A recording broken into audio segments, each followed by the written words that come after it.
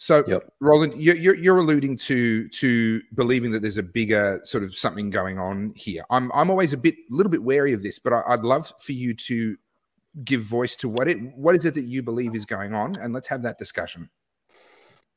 Well, let's ask the question as to what cost this remedy for the so-called disease is, and the cost is the destruction of our private enterprise, the destruction of the middle class. It is the destruction of the relationship between law enforcement and the community. So the pillars of our society, our health system, all of these things that make a Western country strong are all under severe attack. So this has been a very long-running process in my mind. This is not just the last couple of years. This has been in the making for a very long time, and we have been lulled into a sense of a very apathetic mindset in this country, and so we've been primed for it. We've been asleep, and it's suddenly hit us, and it's a very bitter pill to swallow if you can actually get that red pill down. A lot of people choke on it and can't. So you have things like a normalcy bias, where people just want to get back to normal, so they'll wear a mask when they don't have to, or they'll queue up when they're not sick to go and get tested for such a deadly disease that they don't even know if they've got, just so they can find some normalcy, you know. And so when you look at it from that aspect of either cognitive dissonance or a normalcy bias, you can understand why people fall into these traps. But this is much longer running than a 2-year pandemic. I feel like we're being a bit unfair on the people of Stockholm to continue calling Stockholm Syndrome Stockholm Syndrome. I think we're being unkind. We need to rename it to Melbourne Syndrome. Yeah. Because at least with Stockholm Syndrome, it was just the people trapped inside that hostage situation. With Melbourne Syndrome, it's the entire freaking city. And there are still an enormous number of people that are defending their captors and sort of trapped in this amazing mental trap. One of the things that I think is going to be really interesting is I think Daniel Andrews in future will be studied by political scientists because I think he's a master manipulator. I think whether it's just by nature of his personality or whether it's by study and by practice, I think he's an absolutely masterful manipulator. Nothing is by accident. The daily press conferences, all that stuff, you know, was all designed to help prop himself up and boost his ego and boost his power, and ultimately leading to this moment where we have this bill being forced through. I agree that there are forces at work that have been looking at this for much longer than just the last 2 years. And one of the things I was talking about before all of this blew up was a thing called the Cloward-Piven strategy. And it was a married couple, Cloward and Piven, who published this, I think, originally in the 1950s, I'm going to say, but don't quote me on that. And they wanted to see America become a communist country. And their pathway to that was by overwhelming the welfare system.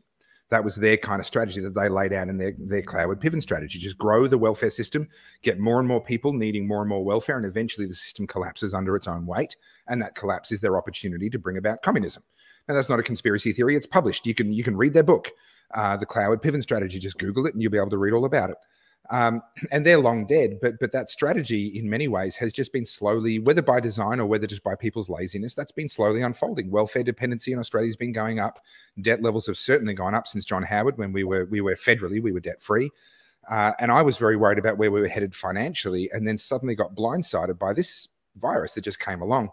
And everything that I thought was coming our way in maybe 10 or 15 years due to a financial collapse suddenly started happening right before my eyes due to this virus and this shutdown. Tom, you've been a little bit quiet for a few minutes, so I'm going to put you on the spot. What are your thoughts on is this just politicians who are incompetent responding badly to a situation, or is there something bigger at work here in your opinion? Mate, definitely something bigger at work. You've heard of Klaus Schwab and the World Economic Forum. He wants banging on about 2030, or it was 2021, the Agenda 2020, I think it was, and then Agenda 2030 because they ran out of time. Or Trump got in and wrecked their plans a little bit. So 2030 is the end game for these clowns, and everybody will have nothing and be happy. That's exciting, isn't it? Yeah, it's wonderful sales pitch. Yeah, so the idea is that pretty much between now and 2030, there'll be some type of virus and that virus, you know, then you need to go and you need to roll your sleeve up and get the next jab. And this is just going to be a continued cycle. And the idea is each time you get the jab is just one little bit more graphene to go with the whatever the hell's going on inside your body. You know, there's a lot of angles. You know, you've heard of the Georgia Guidestones, and we can bang on about depopulation till the cows come home. Yeah. You've heard of the new George Bush's New World Order back in 1991 and 1990. I think it was just the beginning of the Gulf War. So these sorts of ideas have been around. Well, they've been around since. Have you heard of the Tower of Babel? Do you remember the Tower of Babel? Yes. In the good book. Yeah. And Nimrod wanted to have a global government, and he actually started out building his tower and didn't want anybody to go anywhere, so he kept everybody together. And so that was really the first real history of a global government per se. Didn't go down well for the good Lord, and he came down and scattered them, and they all started speaking different languages, etc., etc. But ever since then, there's been this dynamic push to reunite us under a global confederacy, global system, or whatever you want to call it. And so, yeah, I definitely believe this is a process that's been implemented to very much bring that about. And look, if it falls over here, no doubt there'll be another mechanism over here to continue that thrust. These people are very smart. They're very, very smart. And if it doesn't work here, they're just going to come over and try and tangle it over there on the other side. So I've got my own opinions on where I think what's going to happen. I don't think they're going to get up this time round. I think they're going to hit a snare. They're going to come unstuck big time. And I think the swamp will be drained. Look, I certainly hope you're right. I was talking to a gentleman many years ago, and he was talking about these sorts of things, and he said to me, what does a rich man say to you if you ask him how much money is enough? Right? How much money is enough? You ask a rich man that question, and they'll say, just a little bit more. And I've realized that the same is true of powerful people. How much power is enough? Just a little bit more.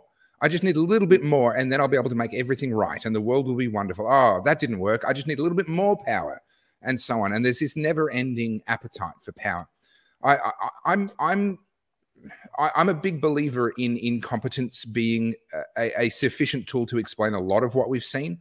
A mix of incompetence, perverse incentives, with a small number of people pursuing an agenda. I think there are people pursuing. I mean, Klaus Schwab, perfect example. You know, he's public about it. He's out there saying, "Hey, this is what we want to do." You know, there are people in the world that definitely have agendas, but is every single government in the world on board that agenda? Well, no, I don't think so. But I think they are subject to perverse incentives. They're subject to the worst incentive of all. I think in politics is that they are heavily incentivized to do something, right? Oh no, there's a problem, do something. The worst thing a politician can do is not make a mistake. The worst thing a politician can do is not react and not do something. And you know, having the courage to do what, for example, Sweden did, and turn around and say, no, I'm not going to impose all this stuff from the top down. I'm going to trust my population to weigh the risks and make adjustments for themselves. And it worked for them. You know, they were pilloried for it, and everyone made horrible predictions about what was going to happen. And in the long run, it's kind of worked for them. Craig, where do you come down on all this sort of stuff? Well, look, I don't think these people are idiots, right? They're obviously very clever people. They're obviously very manipulative people. I remember thinking at the beginning of this is how the hell are we going to pay for all this? You know, we've had all these different things that are issues that have needed addressing in the past, but we've never been able to do anything because we never had any money. But now all of a sudden we're going to pay people to stay home and do nothing and contribute nothing to society. We're going to shut businesses down and we're going to pay them to stay down. But suddenly all these businesses were actually closing down. Why? Because they weren't getting the money that they were promised. So what is going on here? And so that, you know, as Roland said, the destruction of the middle class seems to be a deliberate thing, right? Like it's hard to come to any other conclusion. Yeah, it's like a death by 1,000 cuts. And so, yes, not all countries are on board with all this sort of stuff. Like the Scandinavian countries are putting pauses on different, different jabs and all that sort of stuff, and saying we're not going to do this because of the risk. Some, like Sweden, as you said, we're not going to even lock down or do masks or anything. You know, so they're clearly not all on board. But when you see slogans get used around the world, where people claim them as their own, like "Build Back Better," these sorts of things, right? Where Joe Biden claimed it as his own campaign slogan, but it's something that even Greta Thunberg talked about, the great climate scientist. Ardern in New Zealand and Trudeau in Canada and Boris Johnson, they're all talking build back better. Yeah. Right. That makes you think, well, what's going on here? This is a global thing. It's not Joe Biden's bloody platform speech. It's a global thing. And what is build back better? And what is the Great Reset? And all these sorts of things. And what does it mean? And so I've known for a while now that there's going to be a financial collapse, right? And when I say that financial collapse, they're looking to change the financial system, the whole financial system. Right? Completely. And they want to bring in the socialist thing, which socialism is an economic system. Communism is a system of government.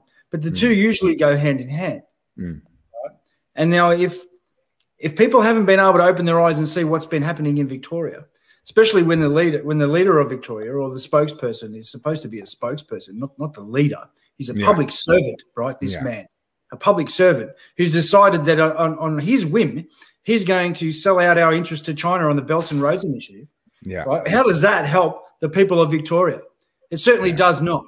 Right? So I don't think he's an idiot, but I think he's a very calculating sort of person. And I don't think his voice is his own. That's my opinion. I think he's speaking the words of what somebody else is telling him to speak, right? I think he is a traitor to this country and to this state. That's how I see that man. And if this legislation gets through, the only way I think it's going to get done is if he gets voted out. And that's what needs to happen to this man. He needs to get voted out.